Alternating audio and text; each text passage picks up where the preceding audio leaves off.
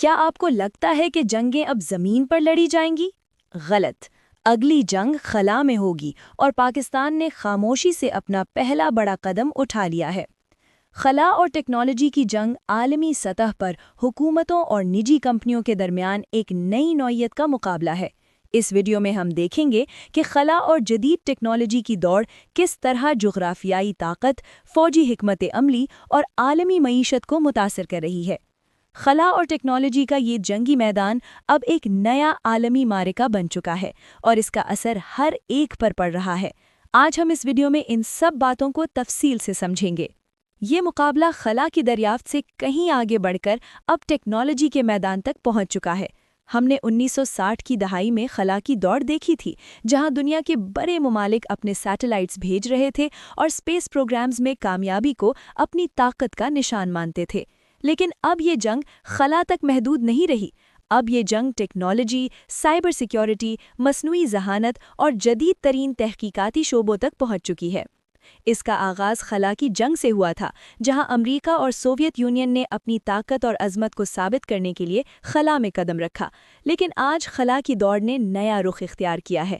خلائی ادارے جیسے ناسا، روس کاسموس اور CNSA خلا کے لیے نئی ٹیکنالوجیز تیار کر رہے ہیں۔ ان کا مقصد انسانوں کو چاند اور مریخ تک لے جانا ہے۔ لیکن اس جنگ میں نجی کمپنیاں جیسے اسپیس ایکس، بلو اوریجن اور ورجن گیلیکٹک بھی شامل ہو چکی ہیں۔ اس دوران امریکہ نے خلائی دفاع کو مزید مستحکم کیا ہے۔ اسپیس فورس کے پیغام کے ذریعے انہوں نے خلا میں اپنے دفاعی مفادات کا تحفظ کرنا شروع کیا ہے۔ ان کا مقصد سیٹلائٹس کی حفاظت اور دشمن کے خلائی انفراسٹرکچر کو خطرے سے بچانا ہے۔ یہ ایک سنگین قدم ہے، کیونکہ خلا میں موجود سیٹلائٹس اور دیگر انفراسٹرکچر اب صرف مواصلات یا موسم کی پیش گوئی تک محدود نہیں ہے، بلکہ یہ ایک ملک کی سلامتی کے لیے بھی بہت اہم ہو چکے ہیں۔ چین اور روس بھی خلا میں اپنے دفاعی نظاموں کی ترقی کر رہے ہیں، جن میں اینٹی سیٹلائٹ یعنی ASAT ہتھیار شامل ہیں۔ یہ ہتھیار کسی بھی دشمن کے سیٹلائٹس کو تباہ کرنے کے لیے استعمال کیے جا سکتے ہیں، جس سے خلا کی جنگ کا منظر مزید پیچیدہ ہو جاتا ہے۔ لیکن خلا کی جنگ میں صرف فوجی طاقت کا کردار نہیں ہے، بلکہ سائبر سیکیورٹی بھی بہت اہم ہو چکی ہے۔ خلا کے سیٹلائٹس اور دیگر ٹیکنالوجیز کو سائبر حملوں سے بچانا اب ہر ملک کے لیے انتہائی اہمیت اختیار کر چکا ہے۔ روس اور چین پر الزام ہے کہ وہ دنیا بھر میں خلا کے انفراسٹرکچر پر سائبر حملے کر رہے ہیں، جن میں سیٹلائٹس کی نگرانی اور ڈیٹا چوری شامل ہے۔ امریکہ نے اپنی سائبر دفاعی حکمت عملی کو مزید مستحکم کیا ہے تاکہ ان حملوں کا مقابلہ کیا جا سکے۔ سائبر سیکیورٹی کی اہمیت اس بات سے ظاہر ہوتی ہے کہ خلا میں جنگ صرف فوجی سیٹلائٹس تک محدود نہیں ہے، بلکہ یہ ہماری روزمرہ کی زندگی کے لیے اہم سسٹمز تک بھی پہنچ چکی ہے۔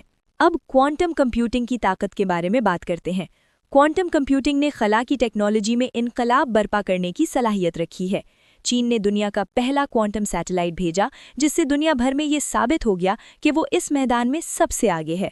کوانٹم کمپیوٹنگ کے ذریعے خلا کے سیٹلائٹس کے لیے بہترین انکرپشن اور ڈیٹا سیکیورٹی فراہم کی جا سکتی ہے۔ امریکہ اور یورپ بھی اس شعبے میں تحقیق کر رہے ہیں تاکہ مستقبل میں خلا کے انفراسٹرکچر کو محفوظ اور طاقتور بنایا جا سکے۔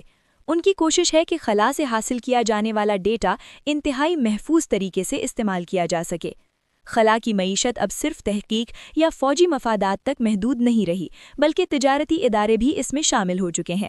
اسپیس ایکس جیسی کمپنیاں اسٹارلنک نیٹ ورک کے ذریعے دنیا بھر میں انٹرنیٹ فراہم کر رہی ہیں، اور ایسٹرائیڈ مائننگ کا تصور حقیقت کی جانب بڑھ رہا ہے۔ یہ نہ صرف خلا کی معیشت کو تبدیل کر رہا ہے، بلکہ عالمی معیشت پر بھی اس کے گہرے اثرات مرتب ہو رہے ہیں۔ آج خلا کی معیشت صرف حکومتوں تک محدود نہیں رہی، بلکہ اب نجی کمپنیاں بھی خلا میں اپنی جگہ بنانے کے لیے کوششیں کر رہی ہیں۔ اسپیس ایکس جیسے ادارے خلا کی تجارتی دنیا کو تبدیل کر رہے ہیں، اور مستقبل میں خلا سے حاصل ہونے والی دولت اور وسائل عالمی معیشت میں اہم کردار ادا کریں گے۔ خلا کی جنگ میں صرف ملکی مفادات ہی نہیں، بلکہ بین الاقوامی تعلقات بھی اہم ہیں۔ امریکہ اور چین کے درمیان خلا کے مختلف منصوبوں کے بارے میں اختلافات ہیں۔ امریکہ چین کو بین الاقوامی منصوبوں میں شامل ہونے نہیں دیتا، جس سے بین الاقوامی سطح پر تناؤ بڑھ رہا ہے۔ یورپی یونین اور دیگر ممالک خلا کے بارے میں معاہدے کر کے پرامن خلا کی حکمرانی کے لیے کوشاں ہیں، لیکن چین نے ان معاہدوں پر دستخط نہیں کیے، جس سے بین الاقوامی سطح پر اختلافات بڑھ رہے ہیں۔ جیسے جیسے خلا اور ٹیکنالوجی کی جنگ بڑھتی جائے گی، ہمیں یہ دیکھنا ہوگا کہ آیا ممالک اپنی سرحدوں کو خلا میں بھی جنگ کی جگہ سمجھیں گے، یہ جنگ صرف سیاروں اور چاند پر نہیں ہوگی بلکہ یہ زمین کے نیچے سائبر سپیس اور ایئر سپیس تک پھیل جائے گی۔ خلا کی حکمرانی کا مستقبل ان ممالک کے ہاتھ میں ہوگا جو مصنوعی ذہانت اور کوانٹم کمپیوٹنگ میں سب سے آگے ہوں گے۔ یہ ویڈیو آپ کو خلا اور ٹیکنالوجی کی جنگ کے بارے میں ایک مکمل اور مستند تجزیہ فراہم کرتی ہے۔